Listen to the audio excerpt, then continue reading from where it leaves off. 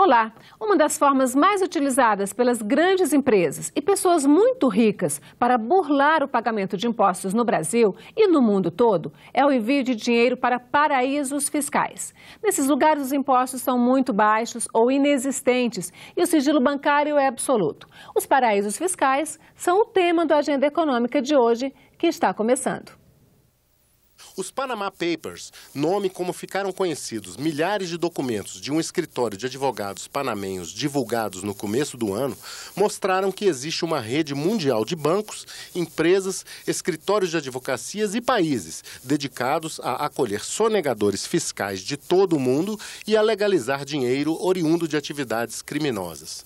Tudo feito com aparência de legalidade e misturado a instituições e pessoas que cumprem a lei. Suíça, Ilhas Caimã, Luxemburgo, Hong Kong e Estados Unidos são os maiores paraísos fiscais do mundo. Mas existem aproximadamente 70 lugares onde é possível fugir do pagamento de impostos. Eles guardam mais de 32 trilhões de dólares de estrangeiros, o que poderia gerar mais de 280 bilhões de dólares em impostos. O estudo foi realizado em 2011 pela ONG Tax Justice Network, uma organização sem fins lucrativos de combate à sonegação fiscal em todo o mundo. E quem vai conversar conosco é a pesquisadora do Instituto de Estudos Socioeconômicos, Graziele Davi. Graziele, muito bem-vinda à Agenda Econômica, obrigada pela sua presença. Obrigada pelo convite. Então, esse montante de dinheiro que é levado, que é escondido nos paraísos fiscais, né? E tantos paraísos fiscais, para nossa surpresa, um dos maiores são os Estados Unidos. Como é que se justifica a existência disso ainda hoje? Vocês fizeram uma campanha participam, né, de uma campanha mundial contra os paraísos fiscais. Como é que está a situação hoje, alguns meses depois aí dessa divulgação dos documentos do Panamá? Essa quantidade de dinheiro que está acumulada nos paraísos fiscais, ela tem crescido cada vez mais e isso é extremamente preocupante. Quando a gente começou a campanha pelo fim dos paraísos fiscais, ali em 2011, 2012, já era um cenário que preocupava, mas até então somente era falado que os países subdesenvolvidos estavam sendo seriamente atingidos. Ainda não havia o entendimento e a certeza de que também os países desenvolvidos também eram atingidos em decorrência da existência e da forma como os paraísos fiscais são utilizados.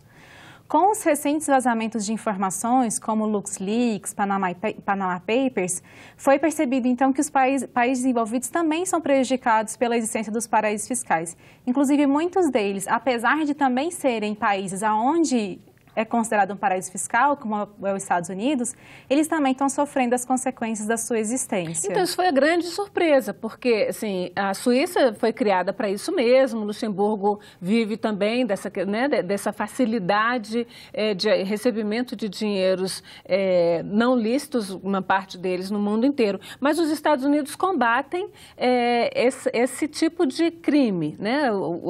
Esconder, ocultar dinheiro, né? Como é que se justifica e como é que se explica que os Estados Unidos sejam hoje o quarto maior paraíso fiscal? Uma possibilidade, né, do porquê isso acontece é que nos Estados Unidos as normas não são necessariamente federais. Muitas das normas ali existentes, elas ocorrem no nível estadual.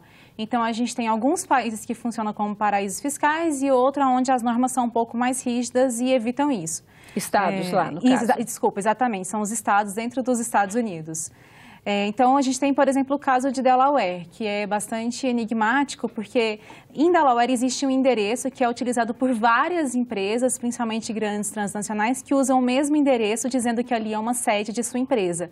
Como que um galpão, né, existem fotos desse local, um galpão consegue receber ali pelo menos 100 empresas. É inviável. Então, isso caracteriza claramente a forma como os paraísos fiscais são utilizados.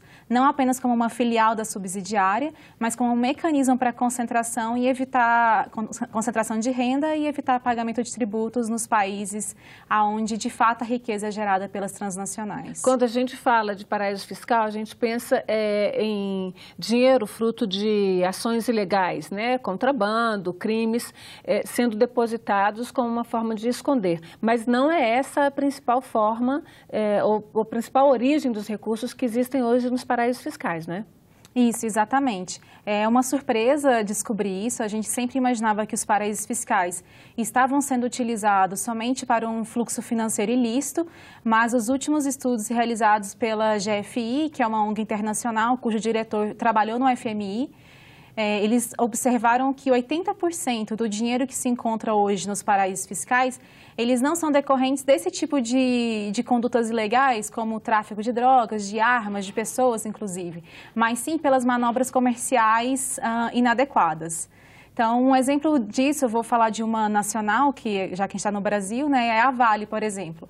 A Vale, ela realiza uma série de manobras para poder não pagar os tributos no país. Então, ela é uma grande produtora de ferro, ela vende esse ferro para um paraíso fiscal com valor abaixo de mercado, subfaturando o ferro, e a partir do paraíso fiscal, então, ela revende para os outros países com preço de mercado ou até acima do preço de mercado. Ela vende para uma subsidiária dela no paraíso fiscal. Exatamente. Ao fazer isso, com preço mais baixo, ela não está pagando os tributos no Brasil, porque ela está vendendo com preço muito inferior, e depois ela revende através do paraíso fiscal, lucrando mais uma vez, já que no paraíso fiscal ela também não vai pagar tributos, mas que essa é uma característica. Esse dinheiro em algum momento ele volta para o Brasil? Não. Ele fica lá fora sempre? Sim, ele fica lá fora. É um lucro, então é sempre um lucro da empresa. Exatamente, e isso não acontece só no Brasil. Isso está acontecendo com diversas multinacionais em vários países. Eu até comentei no começo que agora essa questão está ganhando muita força porque os países desenvolvidos estão percebendo como eles são prejudicados. Recentemente foi liberado pela Reuters, que é uma grande agência de notícias da Inglaterra, as informações sobre como a Starbucks opera no país. Então, a Starbucks tem uma grande operação. Num período de 10 anos que ela ali esteve, ela conseguiu um lucro de 31 bilhões de dólares. Na Inglaterra? Na Inglaterra, somente na Inglaterra ela teve esse lucro. Com café? Só para a gente deixar, Starbucks é uma empresa loja de café, uma espécie de McDonald's de café. Exatamente. Né?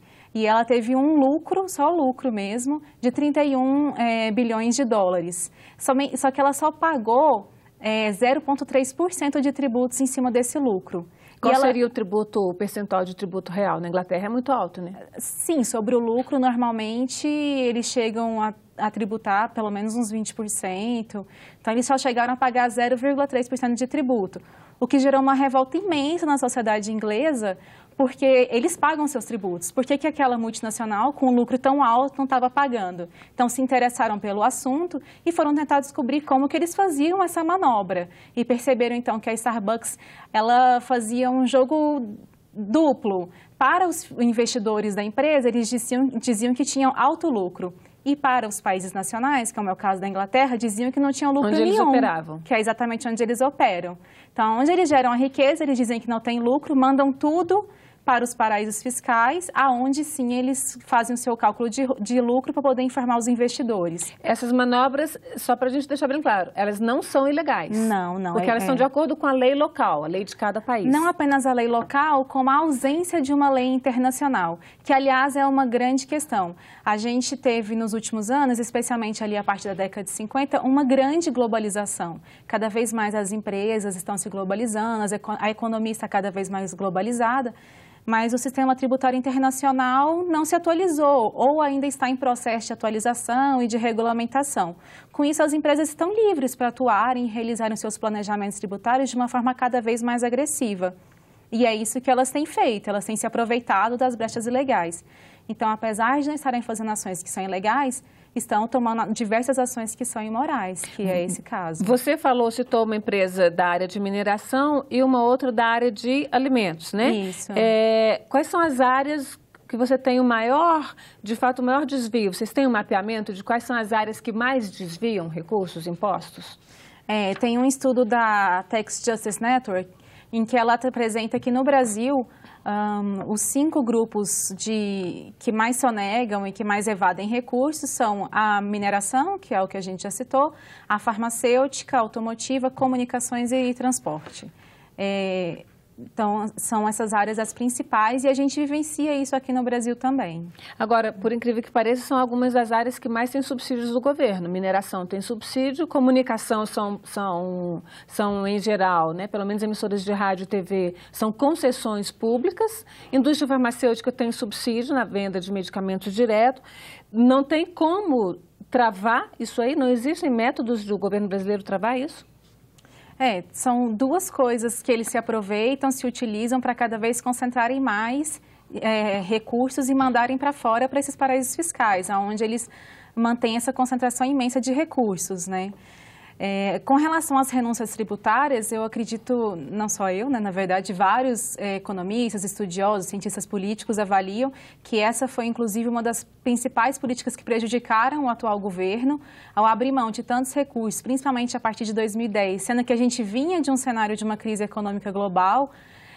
Isso prejudicou muito a economia nacional. Então, muitos acreditam que, inclusive, foi uma política errada, até porque esses grupos recebem uma série de investimentos, de benesses, né, como essas renúncias tributárias, sem garantirem um retorno para a sociedade. Prometem uma série de coisas, como empregos, mas a gente nunca consegue avaliar, não existe um controle de fato disso. E, ao mesmo tempo, eles cometem, no mínimo, essa imoralidade de evadirem recursos sem contribuírem para a distribuição no país e com a sua justa parte. Alguns economistas brasileiros, principalmente, alegam que a grande evasão de recursos de empresas brasileiras para paraísos fiscais se deve às altas taxas de impostos cobradas pelo governo brasileiro nos seus 3 níveis, né? Governo federal, os governos estaduais e os governos municipais com as prefeituras. Eu queria saber se é isso mesmo, como é que se justifica, no caso brasileiro, essa grande evasão de divisas, mas eu vou te pedir para responder no próximo bloco. A gente vai agora para um rápido intervalo e a gente volta já já.